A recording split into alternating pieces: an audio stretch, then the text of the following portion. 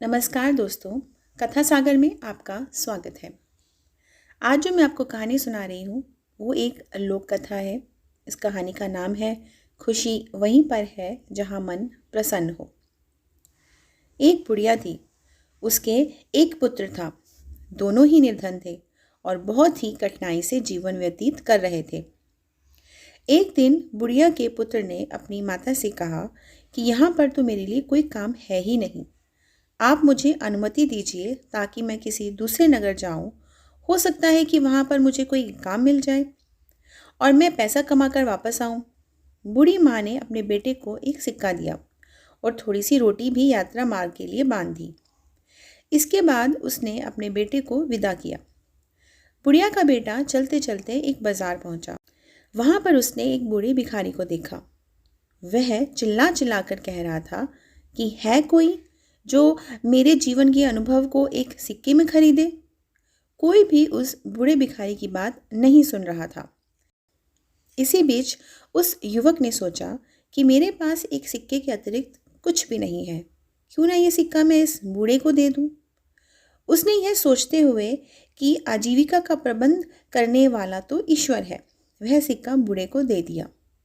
सिक्का देते समय युवक ने उस बूढ़े से कहा कि तुम मुझको अपने जीवन का अनुभव बताओ। बूढ़े ने कहा कि कोई भी अपनी वर्तमान स्थिति से संतुष्ट नहीं है। वह सोचता है कि इस स्थान से किसी दूसरे स्थान पर जाऊं ताकि मेरी स्थिति बेहतर हो जाए। बूढ़े ने कहा कि मेरे हिसाब से तो वह स्थान उचित है जहां पर मन को शांति मिले। प्रसन्नता महत्वपूर्ण है, ना कि स्थान। बूढ़े की बात सुनने के पश्चात युवक आगे बढ़ गया और चलते चलते एक जंगल में पहुंचा। वहां पर उसने देखा कि बहुत से लोग एक कुएं के किनारे जमा हैं। उसने उन लोगों से पूछा कि क्या हुआ। लोगों ने कहा कि इस आशा के साथ हमारा कारवां यहाँ पर आया था कि इस कुएं से पानी निकाल कर पिएगा। अब हम स्वयं प्यासे हैं और हमारे पशु भी प्यासे हैं। हमने कुएं से पानी निकालने के लिए कई बार रस्सी में बाल्टी बांधकर कुएं में डाली। हर बार रस्सी टूट गई और बाल्टी कुएं में गिर गई।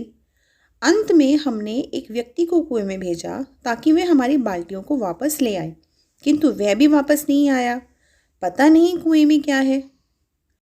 युवक जो अपने घर से काम के लिए ही निकला था, उसने यह सोचा कि इन लोगों को अपनी योग्यता और क्षमता को प्रदर्शित करने का यह बहुत अच्छा अवसर है।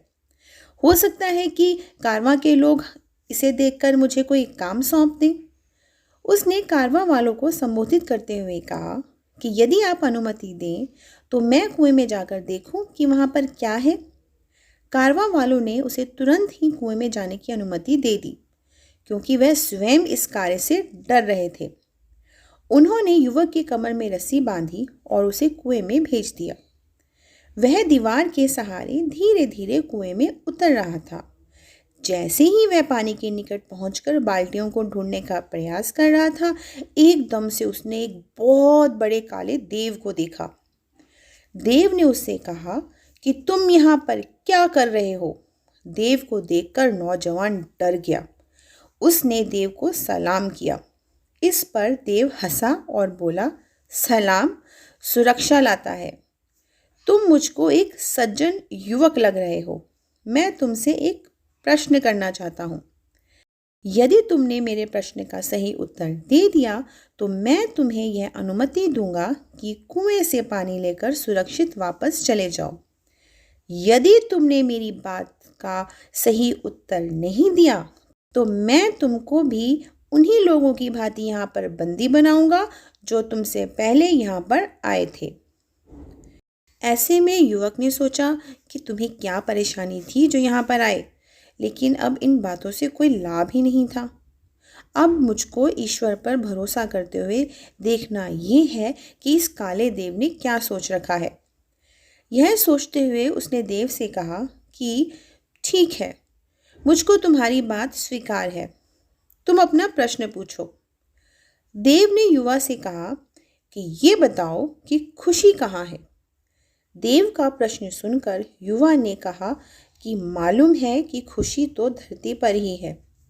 फिर उसने सोचा कि यदि मैं उसको यही उत्तर दूंगा तो हो सकता है कि उसे बुरा लगे, क्योंकि उसका घर तो अंधेरे कुएं में है।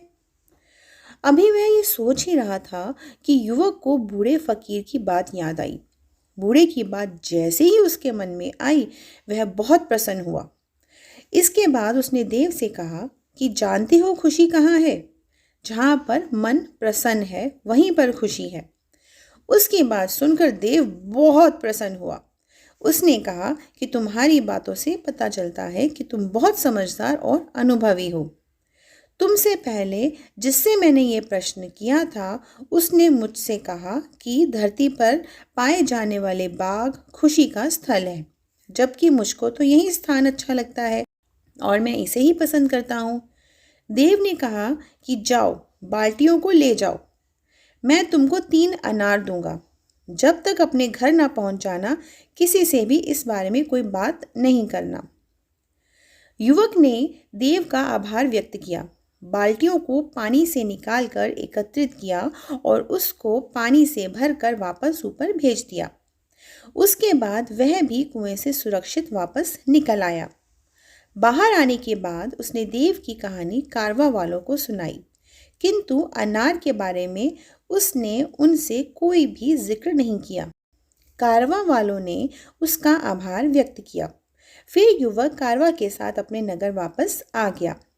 जब वह अपने नगर पहुंचा तो कारवा वालों ने उसे एक गाय और भेड़ उपहार स्वरूप दे दी। उन्होंने कहा कि हम कुछ समय तक तुम्हारे नगर में रहेंगे। जब हम यहाँ से वापस जाएंगे तो तुम भी हमारे साथ आ सकते हो और हमारे लिए काम कर सकते हो। इसके बाद युवक ने कारवा वालों से विदा ली और अपने घर की ओर चल पड़ा। अपने पुत्र को देखकर उसकी माता बहुत प्रसन्न हुई। उसने कहा कि बहुत अच्छा हुआ कि तुम आ गए। मुझको तो आशा नहीं थी कि तुम इतनी जल्दी वापस आ जाओगे। युवक ने कहा कि ईश्वर ने मेरी सहायता की। अब तक मुझे एक गाय और एक भेड़ उपहार में मिल चुकी है। कुछ दिनों के बाद अब मैं कारवा वालों के साथ उनके नगर जा सकता हूँ और उनके लिए काम कर सकता हूँ। रात को माँ और बेटे ने खाना खाया। माँ थकी हुई थी, अतः जल्दी सो गई। युवक ने अपनी जेब से एक अनार निकाला और उसका एक टुकड़ा काटा। अनार के दाने बहुत चमक रहे थे और जगमगाते रत्न की भांति थे। युवक को पता चला कि अनार के दाने बहुमूल्य रत्न हैं। यह जानकर वह बहुत खुश हुआ। वह कारवां के साथ यात्रा पर नहीं गया। उसने कुछ रत्न लिए और उन्हें जाकर बाजार में बेच दिया। उनसे मिलने वाले पैसों से उसने एक दुकान खरीदी और व्यापार आरंभ किया। जब भी लोग किसी ऐसे व्यक्ति को देखते हैं जो अनुपयुक्त स्थान पर रहता हो या उसकी आय कम हो और बड़ी कठिनाइयों से जीवन व्यतीत करता हो, लेकिन इन सब के बावजूद भी वह प्रसन्न हो, तो लोग यह कहावत दोहराते हैं, कूजा खुश अस्त, आंजा के दिल खुश अस्त। अर्थात खुशी वहीं पर है जहां मन प्रसन्न हो। उम्मीद है आपको ये प्यारी सी कहानी पसंद आई होगी। यदि आपको मेरी ये कोशिश पसंद आई है तो प्लीज़ चैनल को सब्सक्राइब करें, लाइक करें, शेयर करें, कमेंट करें और हाँ, बेल बटन दबाना ना भूलें न्यू अपडेट के लिए। Thank you so much. Bye bye.